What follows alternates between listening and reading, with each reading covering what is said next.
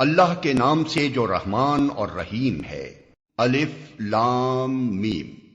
اللہ وہ زندہ جاوید ہستی جو نظام کائنات کو سنبھالے ہوئے ہے، حقیقت میں اس کے سوا کوئی خدا نہیں ہے۔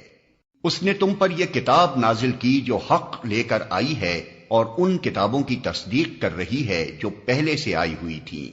اس سے پہلے وہ انسانوں کی ہدایت کے لیے تورات اور انجیل نازل کر چکا ہے، اور اس نے وہ کسوٹی اتاری ہے جو حق اور باطل کا فرق دکھانے والی ہے۔ اب جو لوگ اللہ کے فرامین کو قبول کرنے سے انکار کریں ان کو یقیناً سخت سزا ملے گی۔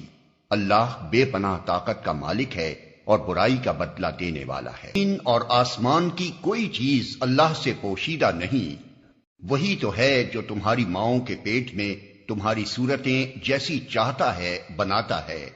اس زبردست حکمت والے کے سوا کوئی اور خدا نہیں ہے۔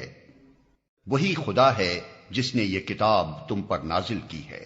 اس کتاب میں دو طرح کی آیات ہیں، ایک محکمات جو کتاب کی اصل بنیاد ہیں، اور دوسری متشابہات۔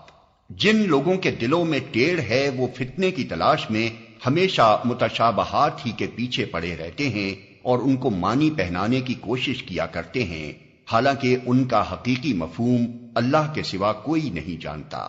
بخلاف اس کے جو لوگ علم میں پختہ کار ہیں وہ کہتے ہیں کہ ہمارا ان پر ایمان ہے، یہ سب ہمارے رب ہی کی طرف سے ہیں۔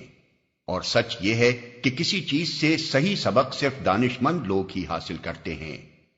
ایک محکمات جو کتاب کی اصل بنیاد ہیں، وہ اللہ سے دعا کرتے رہتے ہیں کہ پروردگار جب تو ہمیں سیدھے رستے پر لگا چکا ہے تو پھر کہیں ہمارے دلوں کو کجی میں مبتلا نہ کر دیجیو، ہمیں اپنے خزانہ فیض سے رحمت عطا کر کہ تو ہی فیاض حقیقی ہے۔ پروردگار تو یقیناً سب لوگوں کو ایک روز جمع کرنے والا ہے جس کے آنے میں کوئی شبہ نہیں، تو ہرگز اپنے وعدے سے ٹلنے والا نہیں ہے۔ جن لوگوں نے کفر کا رویہ اختیار کیا ہے انہیں اللہ کے مقابلے میں نہ ان کا مال کچھ کام دے گا نہ اولاد، وہ دوزخ کا ایندھن بن کر رہیں گے۔ ان کا انجام ویسا ہی ہوگا جیسا فرعون کے ساتھیوں اور ان سے پہلے کے نافرمانوں کا ہو چکا ہے کہ انہوں نے آیات الہی کو جھٹلایا، نتیجہ یہ ہوا کہ اللہ نے ان کے گناہوں پر انہیں پکڑ لیا، اور حق یہ ہے کہ اللہ سخت سزا دینے والا ہے۔ بس اے محمد، جن لوگوں نے تمہاری دعوت کو قبول کرنے سے انکار کر دیا ہے ان سے کہہ دو کہ قریب ہے وہ وقت جب تم مغلوب ہو جاؤ گے اور جہنم کی طرف ہانکے جاؤ گے، اور جہنم بڑا ہی برا ٹھکانہ ہے۔ تمہارے لیے ان دو گروہوں میں ایک نشان عبرت تھا جو بدر میں ایک دوسرے سے نبرد آزما ہوئے۔ ایک گروہ اللہ کی راہ میں لڑ رہا تھا اور دوسرا گروہ کافر تھا۔ دیکھنے والے بچشم سر دیکھ رہے تھے کہ کافر گروہ مومن گروہ سے دو چند ہے، مگر نتیجے نے ثابت کر دیا کہ اللہ اپنی فتح و نصرت سے جس کو چاہتا ہے مدد دیتا ہے۔ دیدہ بینا رکھنے والوں کے لیے اس میں بڑا سبق پوشیدہ ہے۔ لوگوں کے لیے مرغوبات نفس، عورتیں، اولاد، سونے چاندی کے ڈھیر، چیدہ گھوڑے، مویشی اور زرعی زمینیں بڑی خوش آئند بنا دی گئی ہیں، مگر یہ سب دنیا کی چند روزہ زندگی کے سامان ہیں۔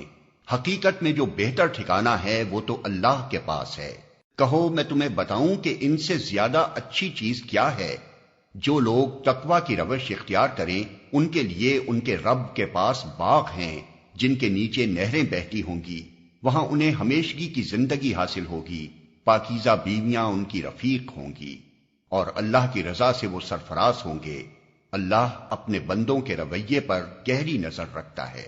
یہ وہ لوگ ہیں جو کہتے ہیں کہ مالک ہم ایمان لائے، ہماری خطاؤں سے درگزر فرما اور ہمیں آتش دوزخ سے بچا لے۔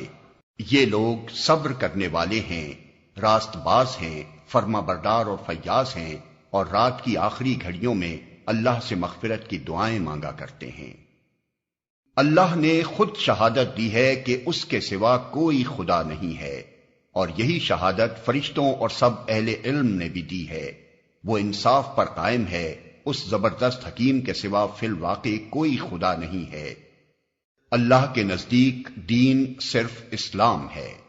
اس دین سے ہٹ کر جو مختلف طریقے ان لوگوں نے اختیار کیے جنہیں کتاب دی گئی تھی، ان کے اس طرز عمل کی کوئی وجہ اس کے سوا نہ تھی کہ انہوں نے علم آ جانے کے بعد آپس میں ایک دوسرے پر زیادتی کرنے کے لیے ایسا کیا، اور جو کوئی اللہ کے احکام و ہدایات کی اطاعت سے انکار کر دے، اللہ کو اس سے حساب لیتے کچھ دیر نہیں لگتی۔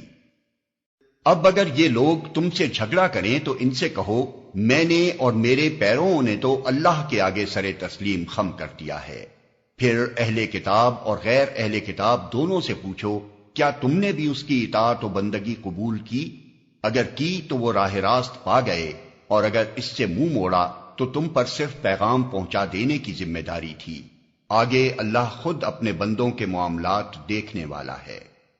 جو لوگ اللہ کے احکام و ہدایات کو ماننے سے انکار کرتے ہیں اور اس کے پیغمبروں کو ناحق قتل کرتے ہیں اور ایسے لوگوں کی جان کے درپے ہو جاتے ہیں جو خلق خدا میں سے عدل و راستی کا حکم دینے کے لیے اٹھیں، ان کو دردناک سزا کی خوشخبری سنا دو۔ یہ وہ لوگ ہیں جن کے اعمال دنیا اور آخرت دونوں میں ضائع ہو گئے اور ان کا مددگار کوئی نہیں ہے۔ تم نے دیکھا نہیں کہ جن لوگوں کو کتاب کے علم میں سے کچھ حصہ ملا ہے ان کا حال کیا ہے؟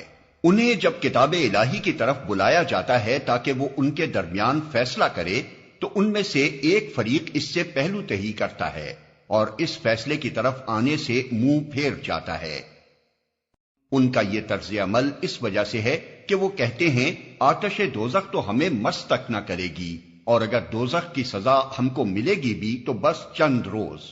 ان کے خود ساختہ عقیدوں نے ان کو اپنے دین کے معاملے میں بڑی غلط فہمیوں میں ڈال رکھا ہے۔